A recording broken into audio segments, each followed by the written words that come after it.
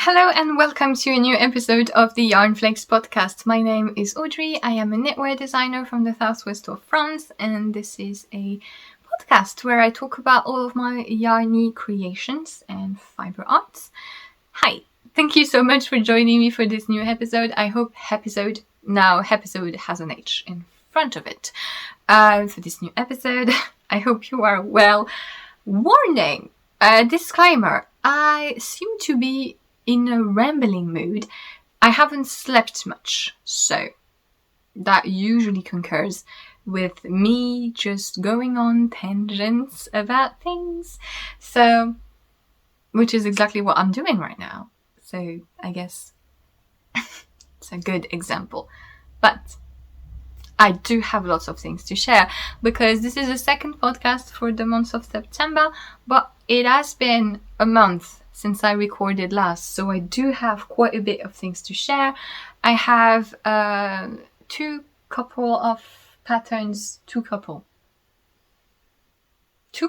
that I would like to talk about. One being in a magazine that I would like to share with you.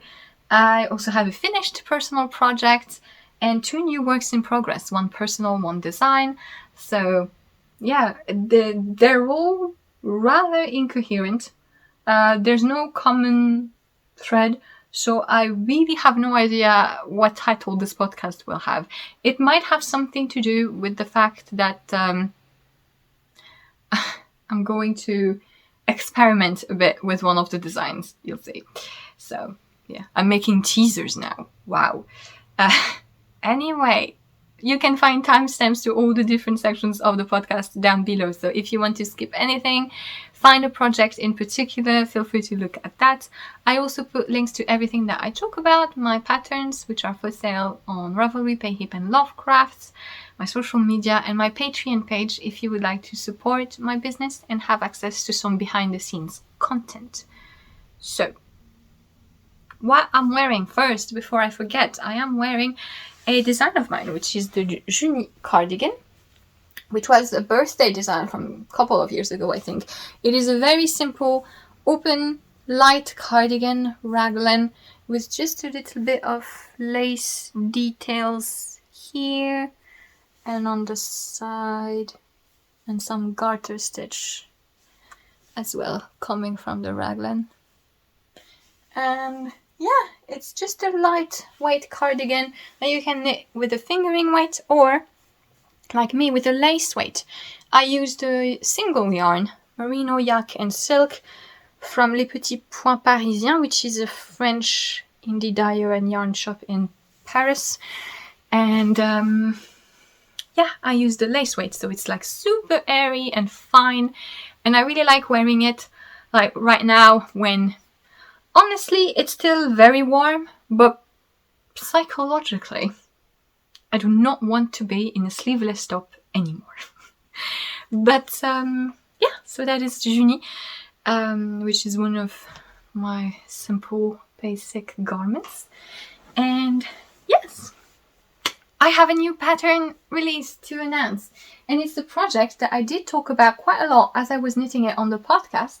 It is the Hornet wrap. So it is a large stole / wrap / shawl, and so the ends of the wrap have this little bubble thingy here, a half brioche texture, which is really squishy and simple, and the center of the wrap or the stole is in this lace motif, which is a really simple lace, short repeats, as you can see, and basically is just knit, purl, yarn overs, and two simple decreases, right and left leaning.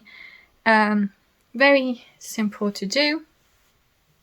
And on the other side, you have the same, and then there's a hole. So it's a keyhole thing, you know. I think it got quite out of fashion, but I kind of wanted to try one because I find it quite useful to wear the stole in different ways. So it's going to be a circus. I'm going to show you different ways of wearing this with the slit. However, it's optional. So in the pattern, when you reach that point, it tells you make option 1 with the slit, option 2 without the slit. So you can just make it as a regular rectangle without the hole. And it's also easy to change the length, because in the pattern there are instructions to weigh your yarn and make sure that you knit until you have X amount of yarn left. So you can use various amount of yarn to get different length. And how to wear this basically with the slit. So here goes. Mostly why I thought it would be useful for me is when I wear it like this, like a regular scarf, and you see the two ends are like this. And the thing is, I often like to wear scarves with like jackets or coats that don't necessarily close, and it's very windy where I live, so this is not acceptable. However, if I tuck one end in, it's secure. So basically that's the point of the slit. It makes you secure things, see? So yeah, you can just arrange it as you wish, and that way it's not moving. I know lots of people like to wear scarves as well indoors, and so this way it's not going away. Basically it's just gonna stay put like this. So that's the practical way of using this. Then I found some creative usage, let's say, in case you want to look like a Roman senator. I like to, so I work a lot sitting down, and I like to have a stole or a shawl on my shoulders, except with the ends like this moving around. Sometimes it's a bit impractical, so I can trap one end in, and it basically just makes it a blanket all over my front, and I can keep it on my shoulders as well.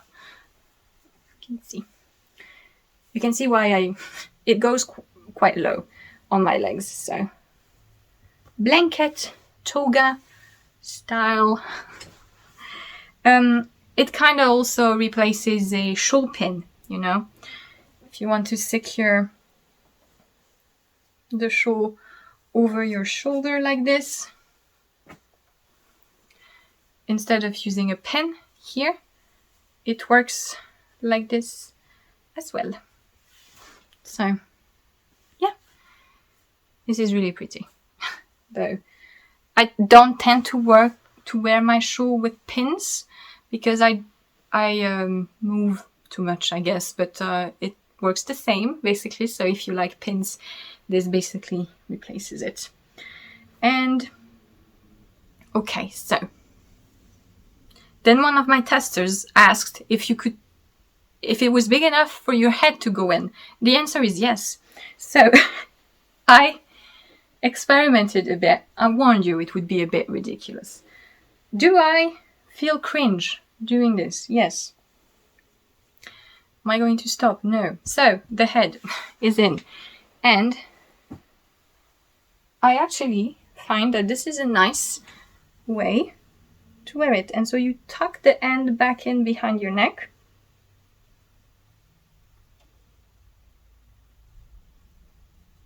I have a saying in French, ridicule doesn't kill you. So there's that. If I can make it work. There you go. So that's another way to sort of have your front covered, the back as well, if I can make it work. Yes, your back as well, and to have sort of the lace just hovering, if I can stay put. Bumblebee, this is not your place. there you go. So yeah, that's a way to have the lace loosely around your neck and to have your front and your back warm as well, like so. I do kind of like this. I need to fiddle around to make sure I put the thing. I think I got it now. The position is right so that it stays properly. But yeah, so just in case you would like to experiment like with me on these things, but of course if you don't like the little keyhole system, you can make a regular plain rectangle. And yeah, like I said, you can modify the length. You can also use a variety of yarn weights because of this. So I used Knitting for Olive Merino fingering weight, which is a light fingering weight, and Soft Silk Mohair, which is the lace weight mohair silk, held double. And this is the colorway Claret. So, all nice and squishy. Obviously, you can use any single strand of sport, DK weight yarn, Manchalopi, Nutiden, etc. All of this will work lovely. The Room Natural Ulysses will work well. Anything, really. And you could also use fingering weight if you like. Basically, if you want more of a scarf width, because you see this is quite wide. If you want something smaller, you could use fingering weight and you will get more of a scarf size, usually, depending on your gauge. And then you can pretty much knit until you run out of yarn. So you will have a decently sized scarf, as long as you get about 700, 600, 700 meters of fingering weight, I think should work well. But yeah, hole or no hole. This is the Hornet stole. Oh my god, it rhymes. We can make little songs about designs now if you want. But yeah. So, garter edges also. Forgot to mention. Yeah. I hope you like it. It is beginner friendly. There are video tutorials both for the bubbles, which is my method of making bubbles, which is a Japanese bubble that is usually made with a crochet hook. I do it on the needles. There is a video tutorial in the pattern. There's also a video tutorial for the half brioche. So basically it's not full brioche, it's just one stitch. The other is a regular purl stitch. And there's a video tutorial in the pattern. It's much easier than full brioche, so this is a good way for you to kind of get familiar with the principle of making brioche stitch. If you have never done before, it is totally accessible. And like I said, the lace, simple, short repeats. And the design is charted for the motifs. So there's that. Hornet. Hope you like it. So Hornet, because of the little character in the Hollow Knight games, and Silk Song, which is Hornet's specific game. And yeah, and she has a beautiful burgundy dress, which is why she's a little wasp and she has a beautiful burgundy dress, which is why I named this design like this. If you do like it, like I said, it's now available. And there is a little discount code for the release, which is Hornet, and it will give you 15% off on Ravelry.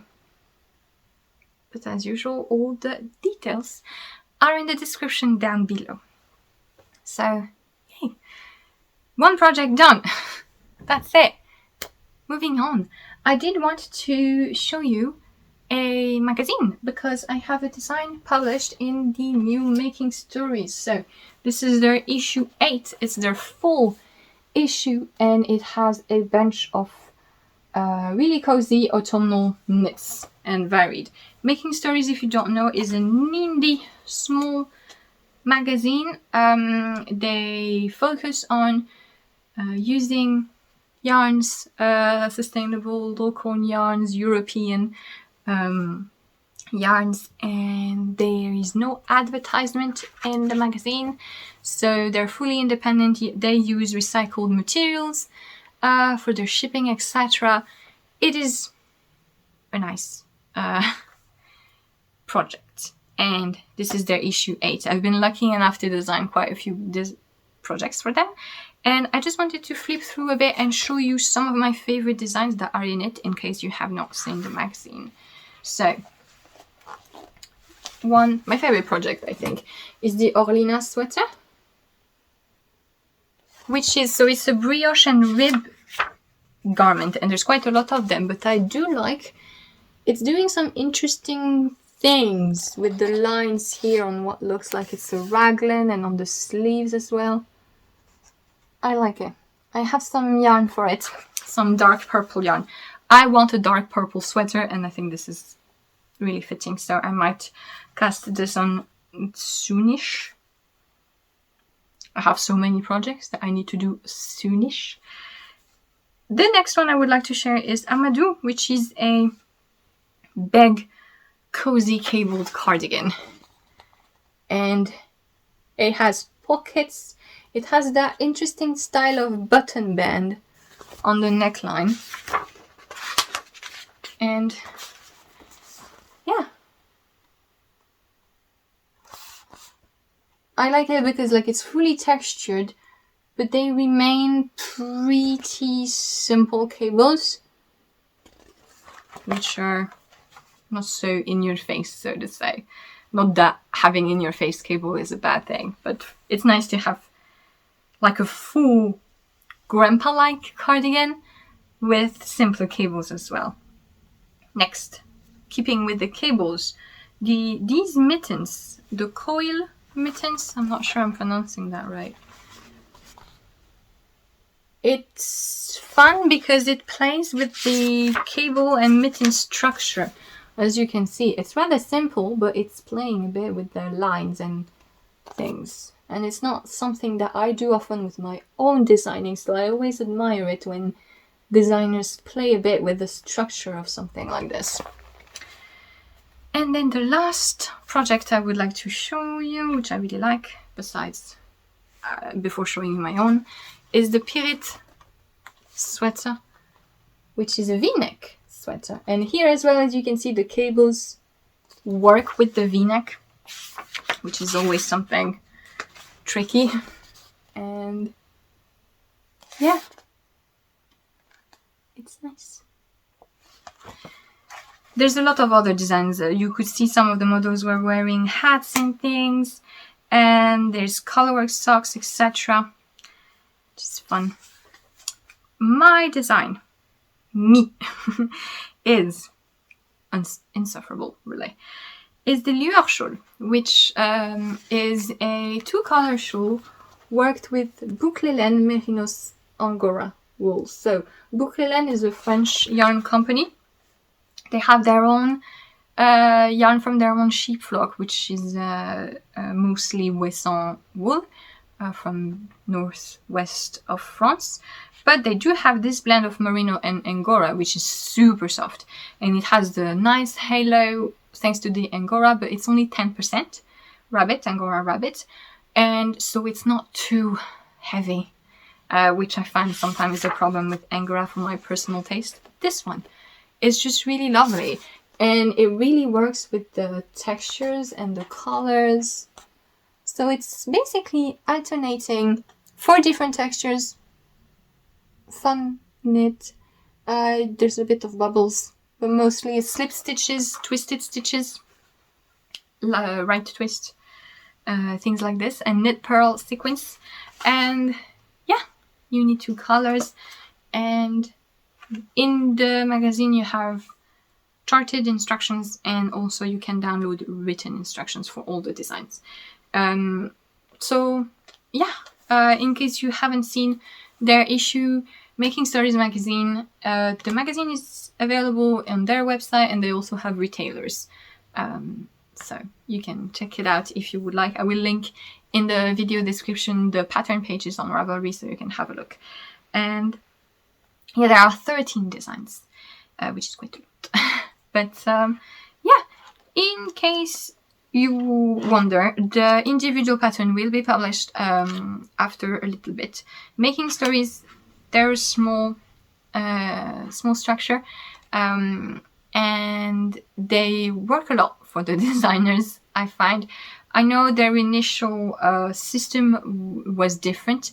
I've been working with them now a few times, and I really appreciate how they function. Basically, they have a small budget, but they make sure that the designers have a lot of time to work on the project. They take care of the test knit. They are very well organized, which is something that is important for me as someone who is very anxious when things are not properly set.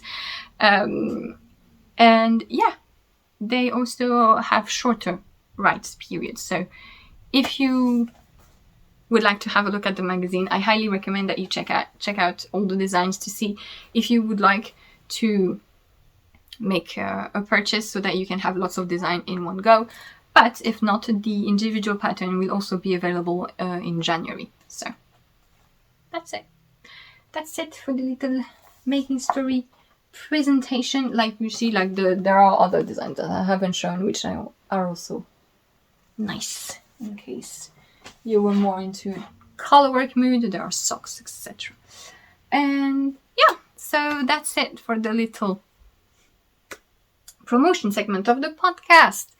What am I going to do? I'm going to do finished projects first, because I completed the Urban Folk Shawl. What am I talking about? Urban Folk Shawl. Wow.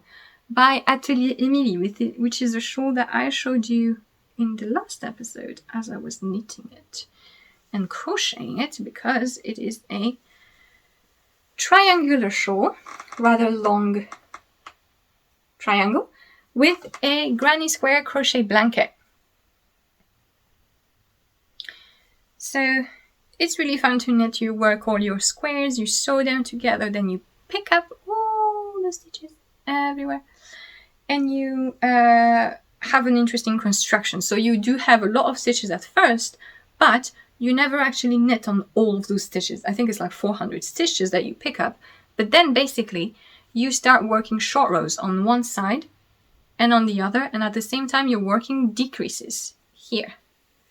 And so basically you only work half of the shawl, and once you've done doing the short rows and you start working everywhere and doing these lines of eyelets, you have already decreased quite a bit as you were doing the short rows. So it's just really satisfying to see the shawl go smaller, smaller, smaller, smaller, smaller until the top here. So it's a really clever construction, works well, it's fun, really well explained in the pattern, really clear. The pattern is in English. Atelier Emilie is French, but she publishes her patterns in various languages and in English as well. So yeah, really fun, mindless knitting. And so I used some leftovers, some things that I had in my stash, which are the colors here, except the light blue, but all the other colors are Manos del Uruguay Alpaca Heather, which is a wool and alpaca blend, which is something that I really like because it's well balanced. I like the alpaca drape and halo, but I like the structure of the wool, and so that is great. Alpaca Heather, the sport weight, and the other yarn, so the light blue and the white, is Drops Flora, which is also an alpaca wool blend, but it's fingering weight. The shawl initially is written and knitted in a DK weight. However, for me, fingering weight shawl in the gauge that the pattern has works great. I like the lightness of it. I used 4mm crochet hook and needles, and it just is a fabric that I personally like for shawls. So this was yarn that I had in my stash. And I do want to clarify something because, so here comes the rants, not necessarily rants, but discussions basically about drops, mostly. I do have a lot of it in my stash still.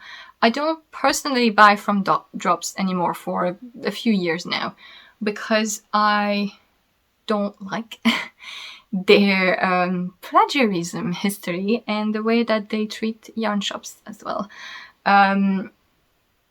So I mentioned this briefly in the previous episode. I don't know if I did it in English, but I did it in French. And there was I feel like I wasn't clear enough. But I do have some yarn still in my stash, and I do like their yarn. They're a good quality in my opinion.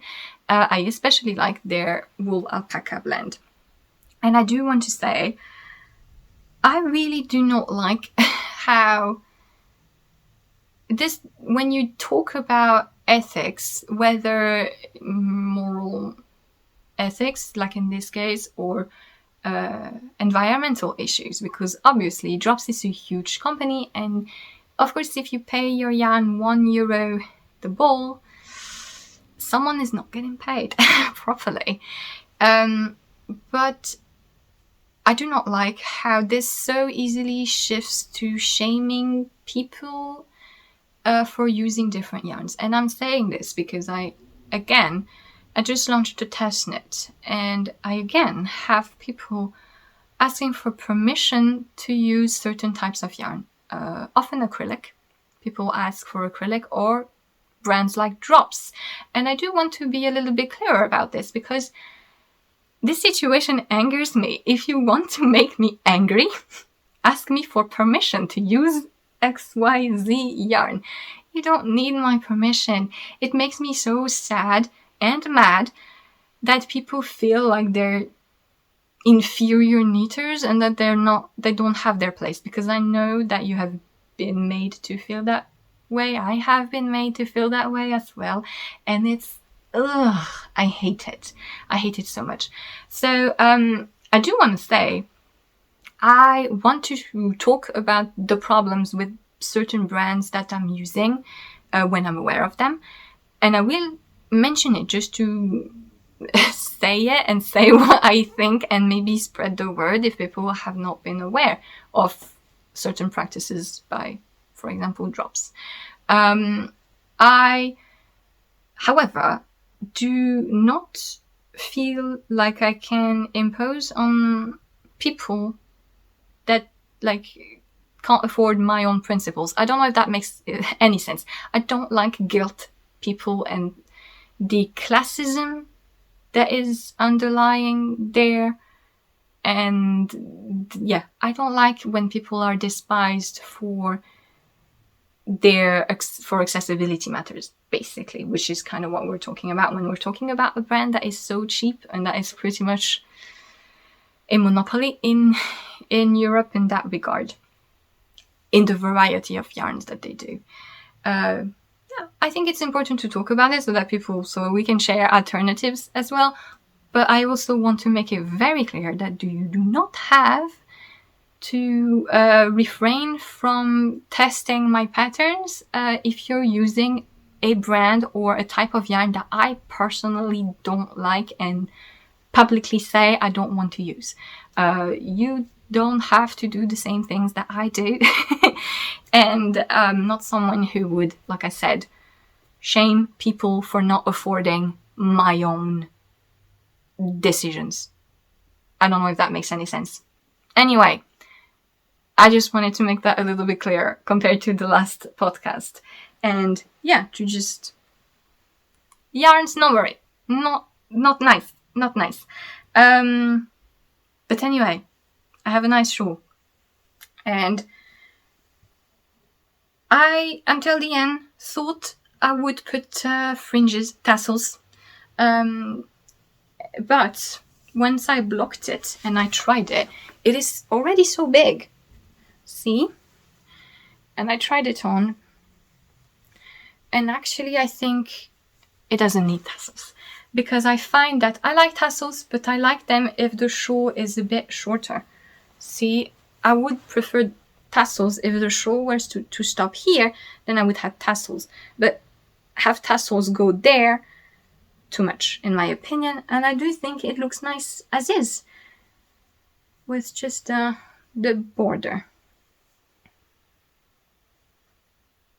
Really simple, relaxing knit.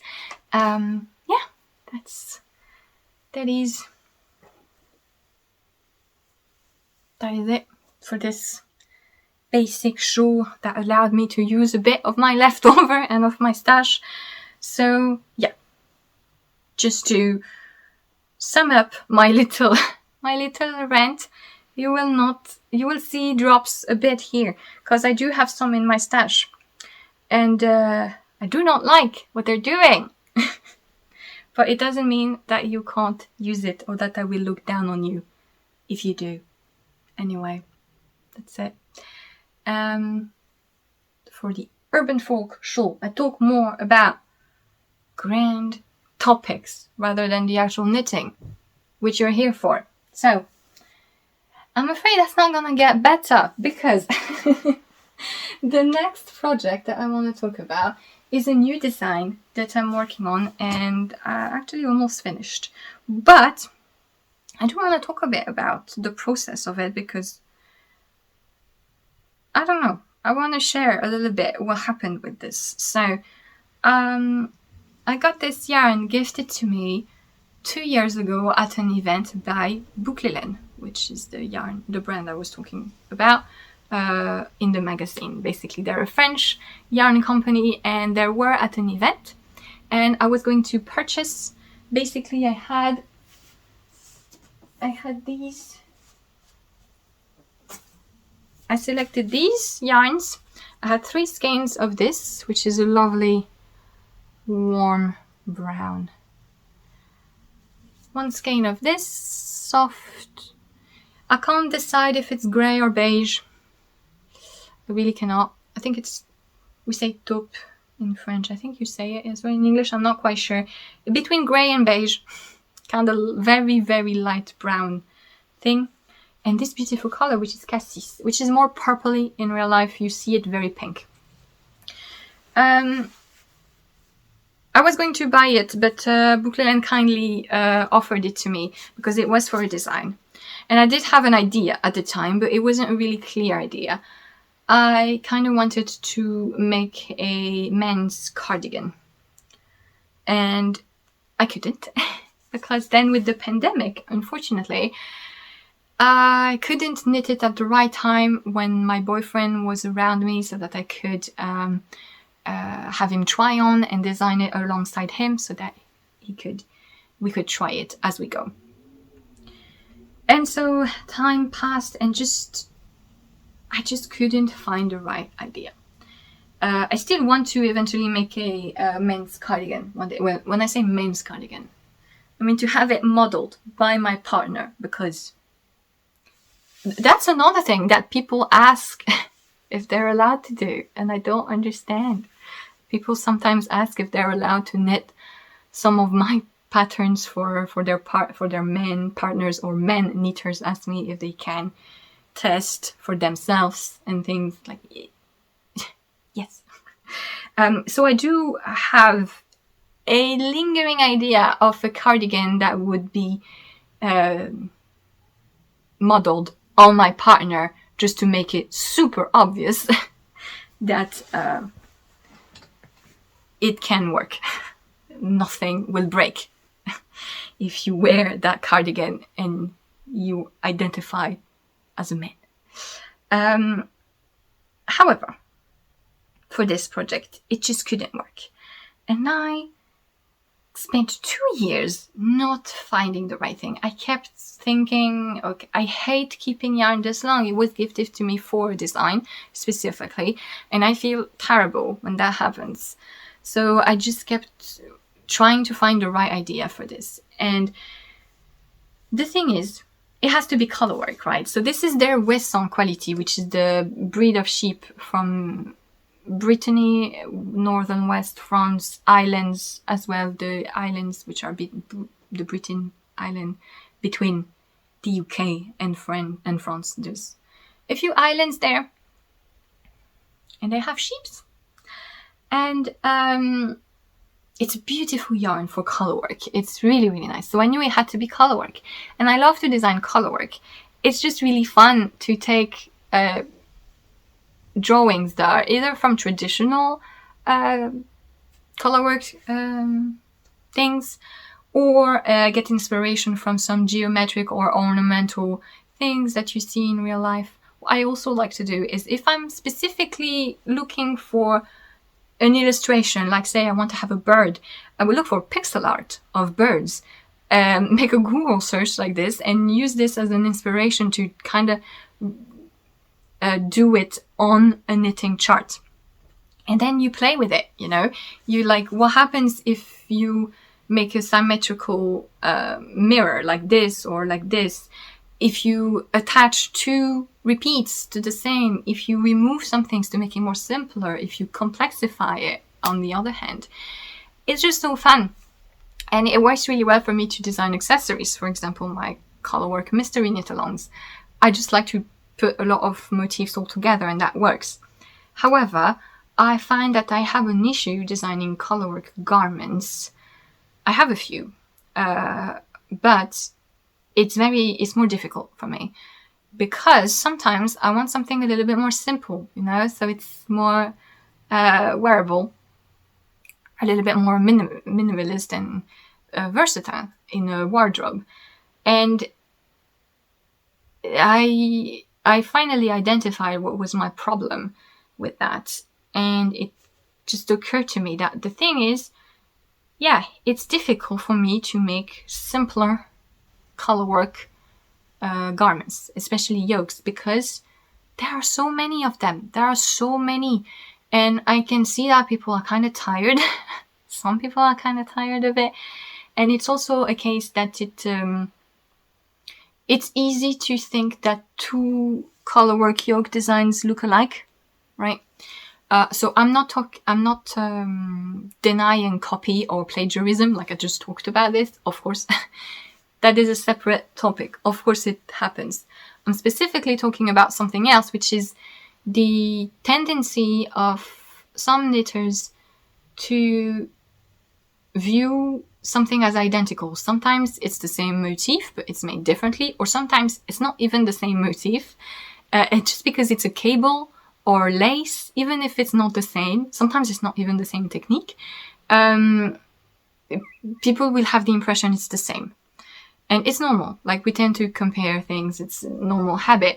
And I think it's even more understandable and easy to do this for colorwork yoke, especially when they're a bit geometric. It's just the thing. I feel like people tend to see that all colorwork geometric yokes are the same. So I'm like just wondering how pertinent is it for me to, how like not legitimate, but how is it really necessary to design a new one? And I don't necessarily design for originality, right? I don't design thinking, okay, I need to get the super trendy original idea that is going to be super popular and things. That's not how it doesn't work, and that's not at all a mindset that you have at the beginning. But sometimes I can't help overthinking and having these ideas in the back of my mind, and sometimes it makes me overthink and try to make something more complicated just for the sake of it not being boring, I guess. I don't know. So you see, I had these 3 colors. I even bought a 4th one, which is the colorway Eucalyptus. It's green. I don't know why it's so blue on the screen, but it's green. I thought, okay, if I have these colors, will it work? No. Thing is, these colors are so pretty. Oops, lost it. Too far away. These colors are so pretty. I kind of want them to have their own time to shine, basically. That's kind of the idea. So I was like, okay, if I only have these 2 colors and it's a neutral garment, what can I do? And I kept trying to like have a convoluted construction or something very different, etc. But it just didn't work.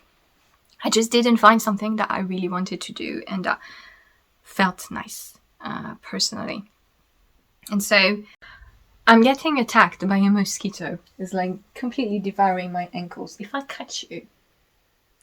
Anyway. I just didn't find the right idea, as long as I was trying to make it something that it was not, basically. And it wasn't until I allowed myself to just think, okay, let's make something simple and see how can I make it work. Will it look like something that I want to knit? And I actually took one of the charts for the ceramic mystery knit along. It's not going to spoil you, don't worry, because it's like unrecognizable because I changed it so much, like I said, during the process. But I actually took a small part of one of the charts for the 5th screw, and I just took it, twisted it, elongated it, turned it into a yoke. I did my little drawing, and I was like, okay, yeah, I want to do this. And it's just a basic colorwork yoke that is kind of geometric and that is done with neutral colors. And I just like, okay, I need to accept that this is what I want to do and that this is what feels right for this yarn.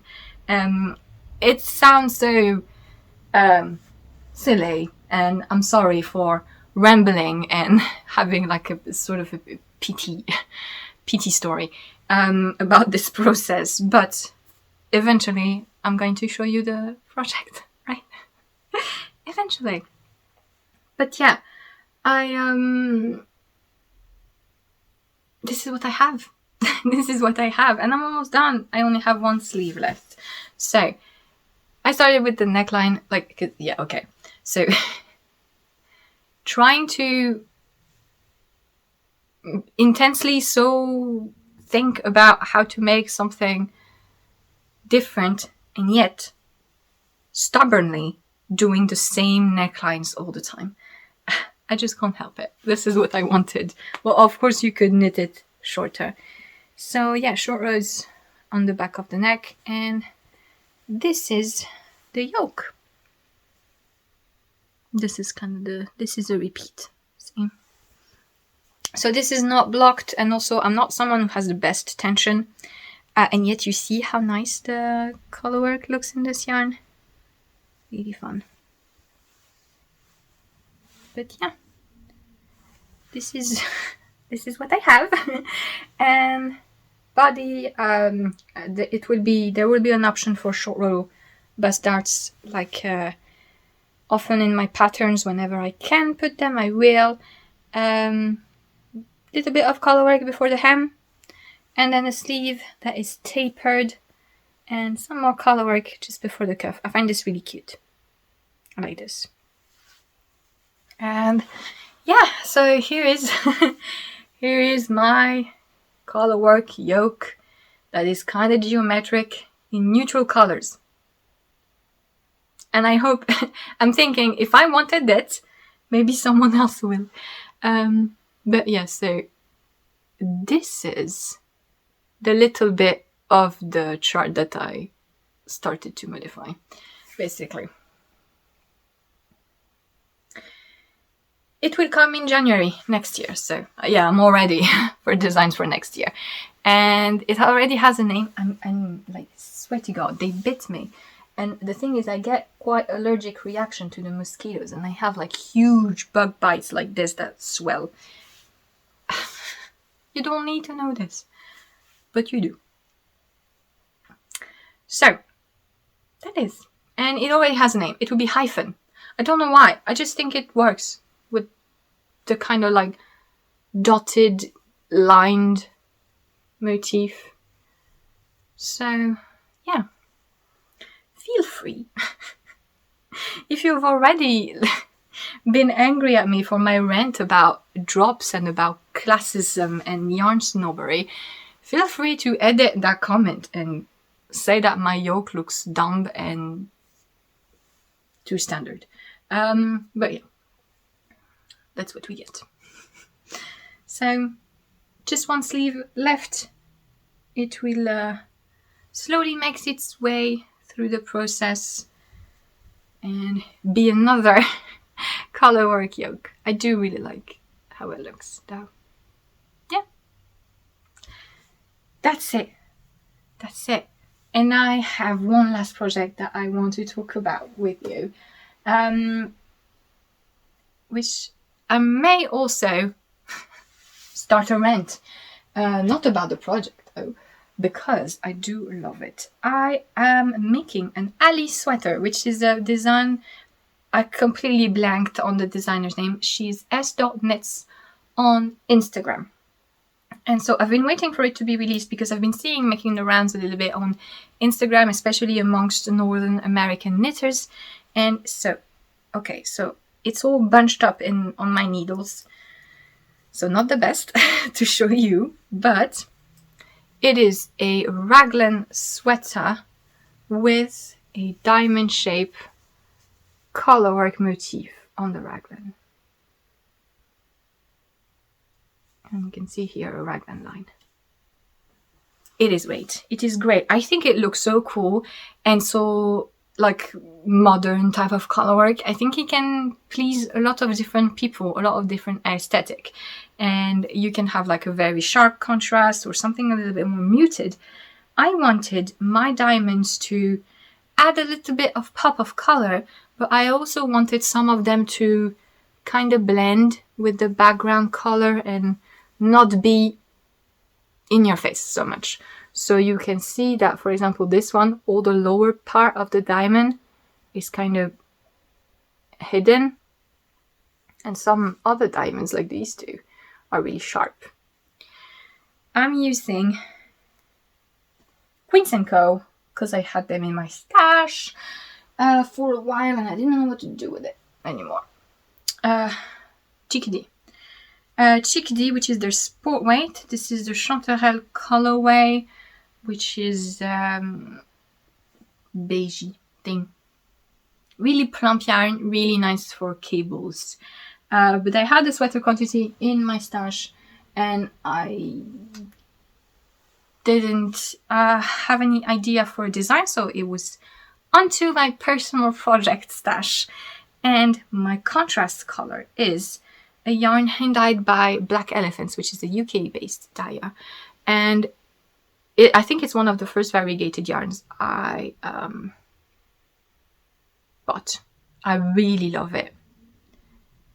But I didn't know what to do with it. I didn't want to make just socks, and I kind of like using variegated yarns or speckled yarns in colorwork projects because I think it's fun and it makes them look a bit different. And so the original pattern is knitted in DK weight. So there's the sweater, there's the t-shirt, which has the colorwork on the bottom, there's socks as well, lots of things. Chickadee is sport weight, but it's quite plump. And I'm using this held double. I think I have a gauge that is slightly tighter than the designer's. I'm knitting size 3. And this should give me an ease that I like. We're doing approximates here. It's not like I'm a designer, right? But yeah, I'm almost done with the raglan. I do have, I think, 4 rows more, and then there's a little bit of underarm shaping. Double folded neckline, which is so pretty. Look at it, how nice it is. I don't make a lot of folded necklines. I should do more because it's really pretty. You have some short rows as well. This is knitted flat, which is why it looks a bit wonky. Like I said, I don't have the best tension, but it will block out. And yeah, I am really happy. I did hesitate with my contrast color. I had another idea, which was like a pink and red skein, but it would have been very contrasty and we would have seen all the little diamonds, and I kind of wanted it to be a little bit softer and have some of them hidden. See, I kind of like this because it looks a bit like it's scattered. I don't know. I like it. I can't wait to separate the sleeves and the body, so I'd like to try it on and see it a little bit better than all bunched up on the needles. But yeah, I do want to talk about how the pattern is written because I think this is a great pattern even for beginners if you have not knitted a sweater. I think the look of the garment will appeal to a lot of people, and so I think it's great that the pattern is super complete, like to the extreme, you know. If like this is the really minimalist Scandinavian type of pattern writing, this is all the other way. The pattern is quite long, but it does tell you, I think it's a bit less than 30 pages, but there are different sections, stitch count things, so it does tell you where things are, and it's very, very clear. It really takes you by the hand. It takes you, this is the front, this is the sleeves, etc. It really writes everything. There's a chart for the colorwork, which didn't feel very intuitive to me, so I'm instead following the written instructions. It happens. Sometimes I'm like, okay, I'm gonna follow the chart. No, not working at the moment, so I'm doing something else. And the written instructions are like very step by step, and like to the point where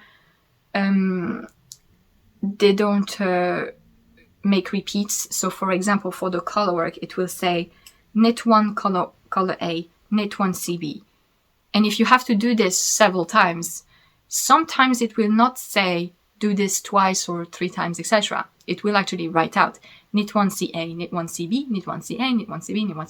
So yeah, long thing. It does not do that always. That's kind of the thing with when you write out so much of the pattern, sometimes you don't, it's easier to let inconsistencies in the style of the pattern, not in the actual accuracy of the instruction, is what I mean. Because the instructions are super clear. It also tells you preemptively what mistakes you could do. There's some point where the rhythm change, like you've been doing something a certain way for a while, it's in the short row, and then it changes and the pattern insists and says between parentheses, yes, this is correct, you do it like this. So she took into account the places where the people would have questions and doubts, and it's written in the pattern, so it makes it really smooth and really, really reassuring, I think. So which is why I think it could be great even if you're not so comfortable making garments. I think this is totally beginner friendly because it is really reassuring. And that's cool. That's really cool to see some pattern written like this. I personally, I don't think there's a right or wrong way to write patterns, right? As long as the pattern is correct mathematically and it's not doing something absurd, which is extremely confusing. People have so many different tastes, right? And when you're a designer, you get 2 very contradictory opinions. I sometimes have people complaining that my patterns are too wordy, and I sometimes have people complaining that my patterns are too minimal. Recently had someone apparently really thinking that I was one of those really minimalist Scandinavian pattern style, which is funny to me because like the day before I have someone complaining about how long my patterns are. I personally like an in-between. This is how I write my patterns. Like I will use abbreviations as much as possible, but I will try to also get some extra description if I feel like it can help. But I think it's cool to see both ways because people have different tastes. And I think as long as the pattern is clear, even if it's not your preferred way of pattern writing, it's great. And that's a good example of this because this is totally not my preferred way of how patterns are written. But it's still very smooth sailing and very clear, and I really appreciate what it's doing, even if it's not personally my taste, you see. It's like taste and comprehension, different things. So yeah, I just wanted to emphasize that the pattern writing so far for the raglan is extremely clear, in my opinion. And if you're worried that it might be confusing because it's a raglan and there's color work and you're like, oh, but how is it explained? You really, really know exactly what you must do. There's no doubt. It's not telling you, follow the motif on your own, make it on your own, etc. It's not doing this at all. It's taking you step by step. So if you don't like figuring things out on your own, that's not going to be an issue here. If you like figuring things out on your own, or if you're in between, like me, and you like to figure it out, but at the same time, you always question yourself, I think it still works. Because it's an easy motif, right? So you kind of know, at the beginning of the row, I just checked, and I see, okay, I'm in this part of the diamond, so I'm doing this.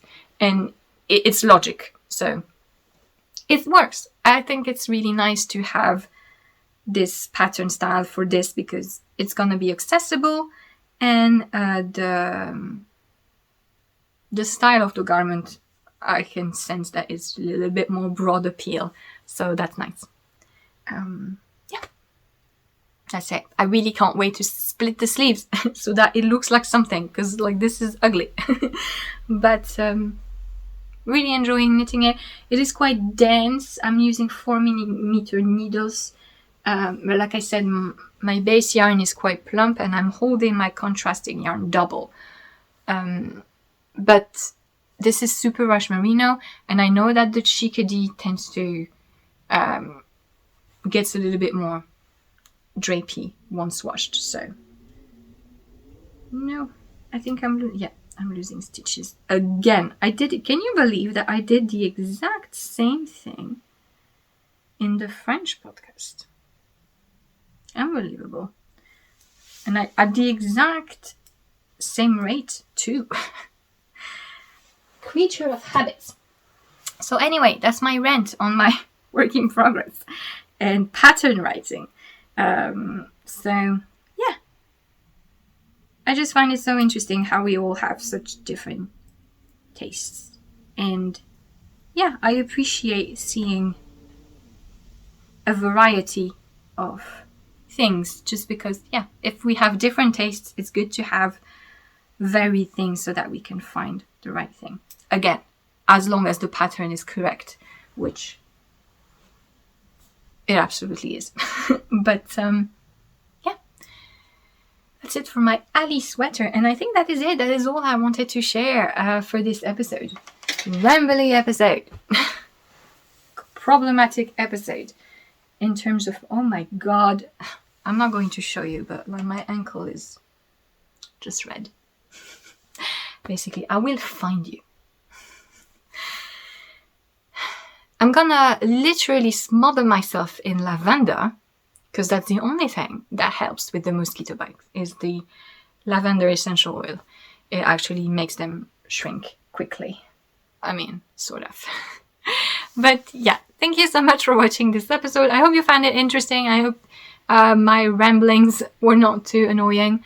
And yeah, I wish you a very happy end of the afternoon, evening, day. In case, I know a lot of different people watch the English version of the podcast as well. I will be at the Knit Eat Festival in Lyon in France.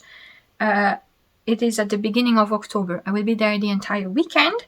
Lyon is a very accessible city for Central Europeans, and this is a yarn festival that is really nice. It has a good variety of indie dyers and different types of more local as well yarns. So if there's some room left there, because there's a specific entry system for COVID restriction, basically, so there's the time frames. Yeah, but in case some of you can check out the festival website to see if you would like to come. But in case some of you are coming, I would be delighted to see you. It's kind of a joke. It's kind of like I have one really nasty bite right now. My ankle is one bite. It's kind of a joke that whenever I'm at this festival, people find me when I'm eating. And I absolutely do not mind, of course. But it's just kind of funny that both times I was there, a lot of people went to talk to me while I was like munching. I was like, okay. Very graciously munching. Because it has nice food stands in the festival as well. It's neat eat because of this. We have really, really sweet, delicious food, as well as really sweet, delicious yarn. So, yeah. If you're there the first weekend of October, I would be delighted to see you. And in any case, I will see you in a new podcast episode in around mid-October. And yeah, have a lovely rest of the day, and I will see you next time. Bye!